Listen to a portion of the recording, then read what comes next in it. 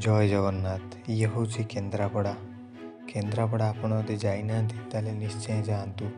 केन्द्रापड़ा एमती एक जगह जोटी संपूर्ण भरी रही सौंदर्य एवं स्वच्छ एवं सुंदर परिवेश। जोटी मु रही केन्द्रापड़े 3 मास केन्द्रापड़ा समुद्र कूल पाखे गोटे तंबू तले मु रही। सेठी मु अनुभव करी जदि आप समुद्र कूल रोचे ताले आप जानी जो मैंने समुद्र कूल रही ना यदि से रे कहूँ गाँ कौन सब जिनस भी भूलीजे निजक भी आप भूलीजे।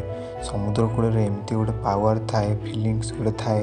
आप सका उठे मु तार गोटे उदाहरण एग्जांपल दे दूची। आप सका उठे से जगह खरा दिन हो कि शीत दिन हो सब कुहुड़ी परिका लगे जमी समुद्र सारा कुहुड़ी हो जाए। समुद्र जमी ये कौट लगी पाखे सेम देखा जाए किंतु आपण राति हो दिन हो किंतु सब पवन दौए। एक द्वितीय एवं खरा बेसी काटेनी कारण पवन दौ दिए। तीन आपण पाइबे कौन ना बहुत प्रकार लोक भी बुलिया को आसती एवं मु केन्द्रापड़ा रोली।